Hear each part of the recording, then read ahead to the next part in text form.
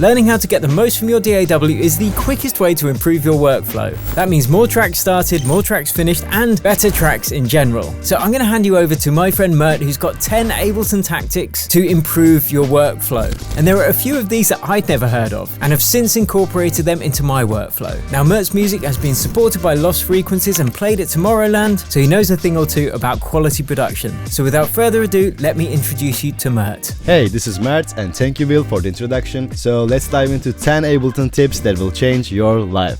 Let's go. The first tip is actually very simple. Every time you need to add something, you just go to browser and click this audio effects tab, and as you can see, we have all these folders here for our Ableton built-in plugins. And let's say I want to add an EQ. I need to click this EQ and filters folder and select an EQ from there. Same as the compressor. If I want to add a compressor, I need to go to this dynamics folder and add a compressor from there. But this is a little too much clicking, right? If you used Ableton 10 or Live 9, you could see all the plugins in one complete view. So in Ableton Live 11, there's a way to do that. To do this, you need to right click any of these folders here, like this, and as you can see, there is an option called Group in Folder. What it does is it groups every EQ, every plugin by their function. So let's click it to ungroup all of them. And boom, just like that, now all of your plugins are right here in front of your screen, and now you don't need to go to folders to add just one plugin to your mix. Tip number 2, using shortcuts to listen to your reference tracks. I always use reference tracks to compare my mixes to professional sounding ones. All I need to do is get this reference track in my Ableton project, like this. Now I will mute this so it won't interfere with my mix.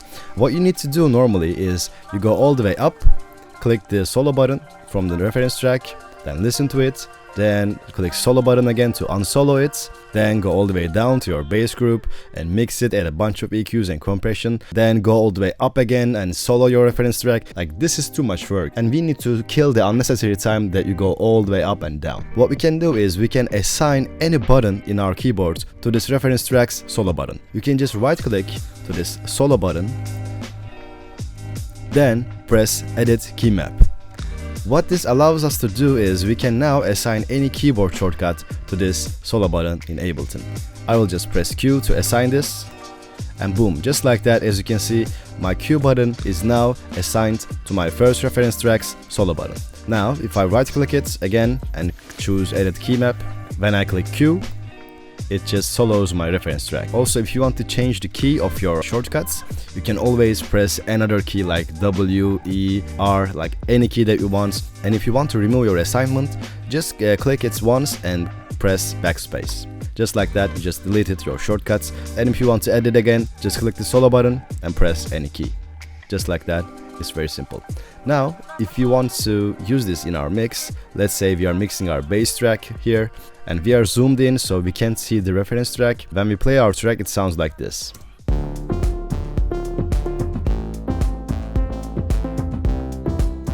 Now, if I press Q, I will just solo the reference track.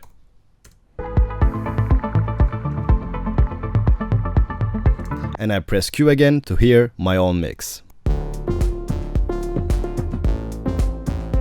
Also, if this reference track is distracting you, or maybe you have like multiple reference tracks, what you can do is you can just assign this color to your background color on your Ableton theme.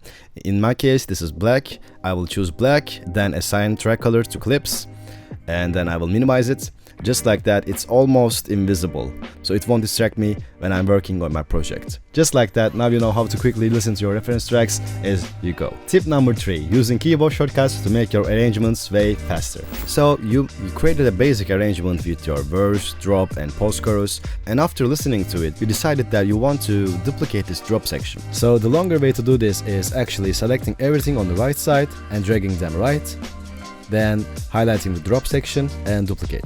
Well, this works, but it takes a lot of time, so there's a simpler way to do this. You can just use shortcuts to make your arrangements way faster. If you want to duplicate this drop part, you just need to highlight it and press Command-Shift-D in Mac, Control-Shift-D in Windows. Boom, just like that, the timeline that I selected is now duplicated.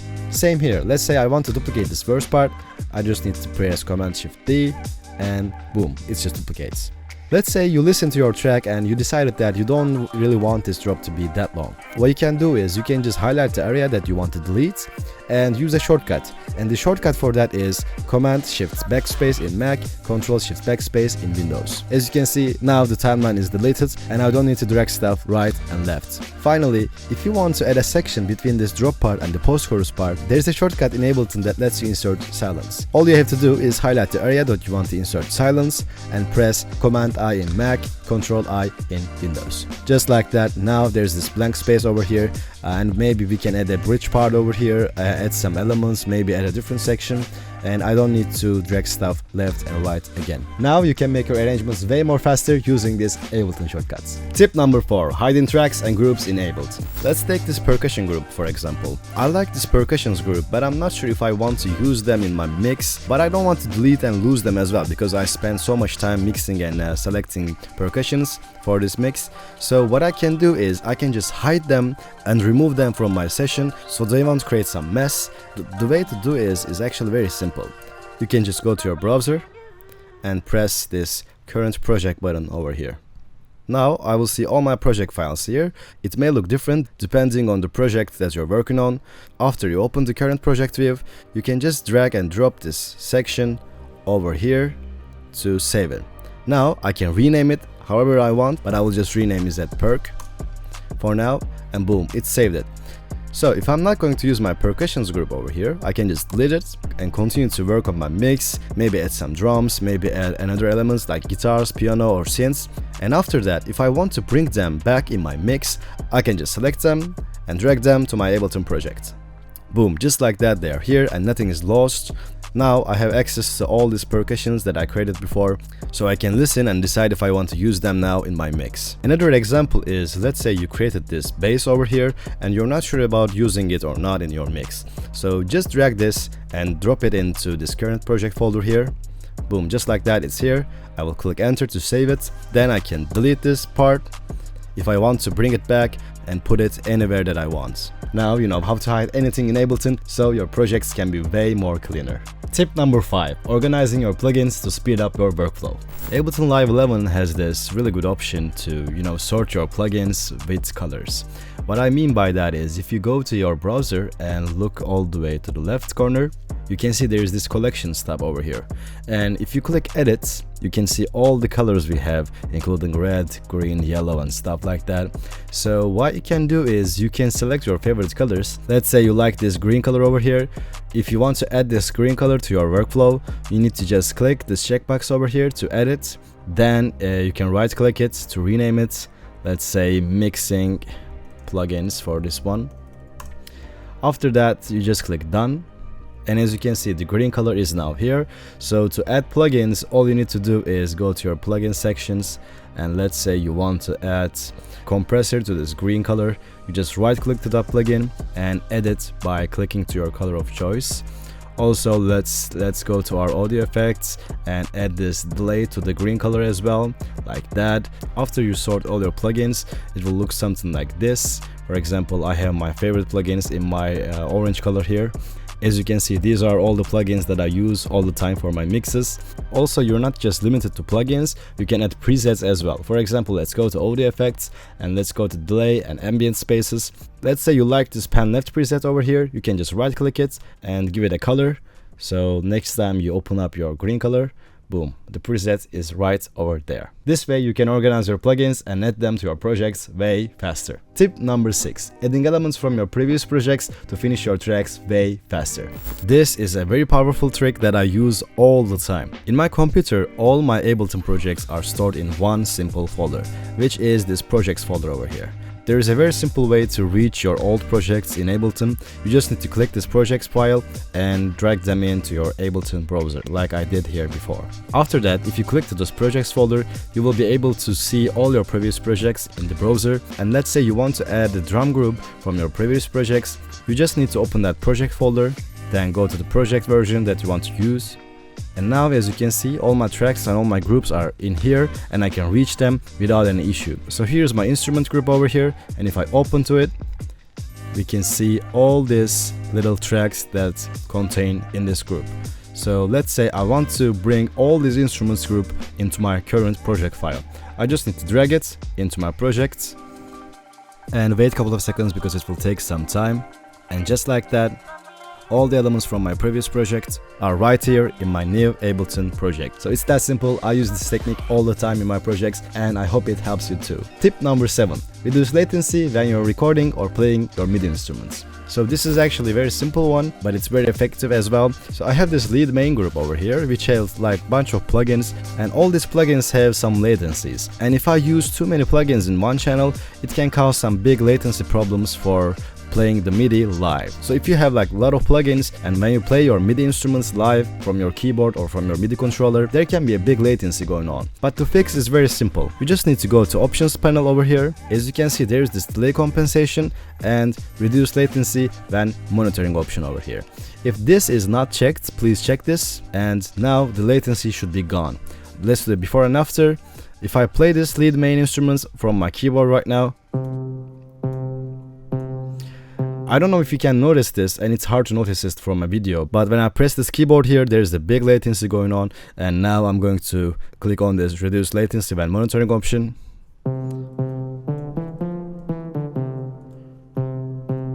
Now the latency is almost gone, and it's way easier for me to play my MIDI live. Tip number 8. Using clip drag to play with your samples. I have these 3 loops over here which I really like, but I want to make them fit better in my mix. So what I can do is, actually, I can play with their rhythm, right?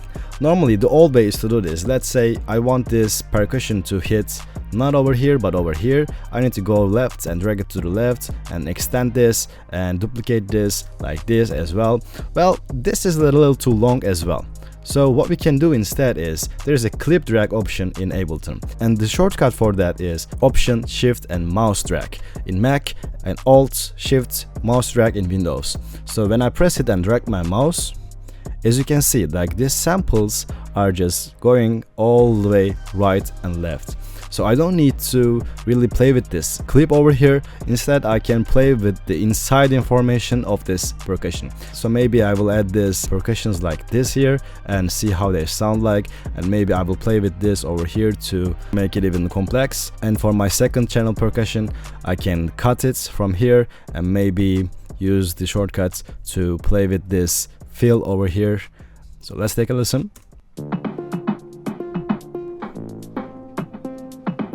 I didn't really like it, but if you spend some time playing around with the rhythms of your percussions or even with your samples, you can find the perfect combination for your projects. You can also use them in your instrument groups. So for example, I have this guitar over here.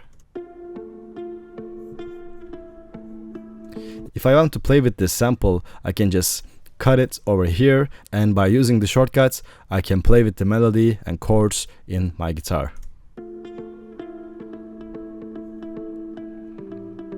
As you can see, just by dragging my timings in my guitars, I created this little delay thing going on in my mix. So possibilities are endless. Just experiment this with a lot and really dive into your samples with this shortcut to create something unique. Tip number 9. Using compressed room reverb preset in Ableton. There's this very cool preset in Ableton called compressed room reverb.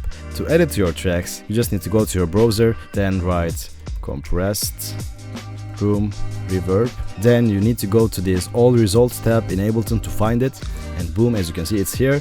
And when you click it, there's this basically a compressed reverb rack over here, which you can use to really bring life to your elements, especially percussions.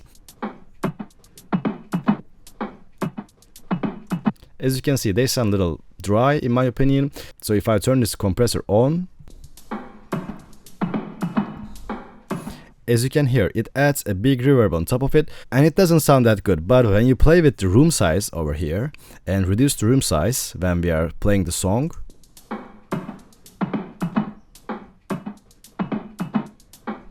and maybe add some dry and wet, and maybe add some compression, and reduce the volume to compensate the gain. As you can hear, it sounds fuller now. So before and after. This preset is very powerful, especially on percussions and drums like that. Yeah, you can use them in your instrument racks, but especially in your percussions and in your drums channel, they will make a huge difference and make them sound bigger than life. Tip number 10. Using glue compressor to distort your drums. In Ableton, we have this glue compressor plugin. You might say it's a basic compressor plugin, but actually there is a hidden feature in this compressor, which is distortion. If you look close at this right side of this compressor, there is the soft clip option over here. Soft clipping can be used as a distortion to give some life to your drums and make them bigger than life. You don't need to play with any of these knobs over here. You just need to click the soft click button, then add makeup gain to add distortion to your drums.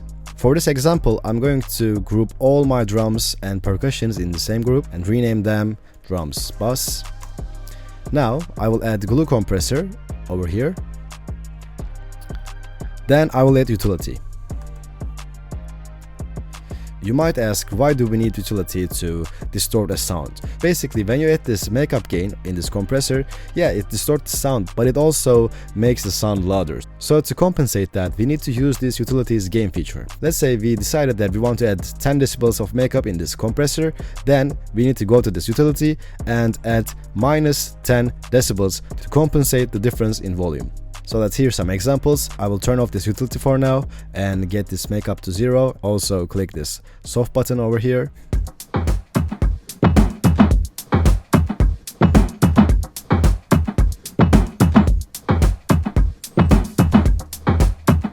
By adding 4 decibels of makeup in this case, it gives my drums some distortion that I kinda like, and to compensate that I need to go to my utility, and in the gain section I will put negative 4 decibels of gain here. So let's take a listen to them in the mix.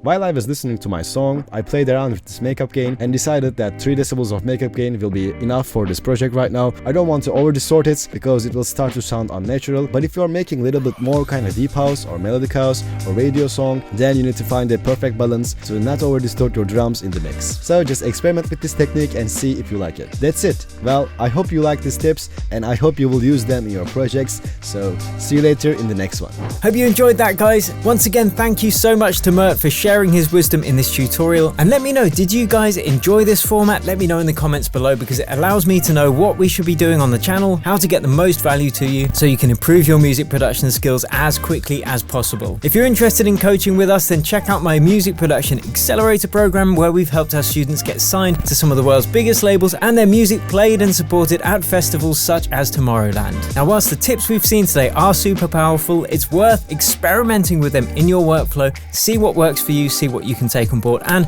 I put together some of my other best workflow tips for Ableton in this video here, and there are a few absolute gems in this as well, so I recommend checking that out now. If you enjoyed this video, please give it a like, and I will catch you over at this next video where we're going to give you more workflow tips to improve the quality of your production and speed it up. Thank you so much for watching. Until next time, cheers and happy producing.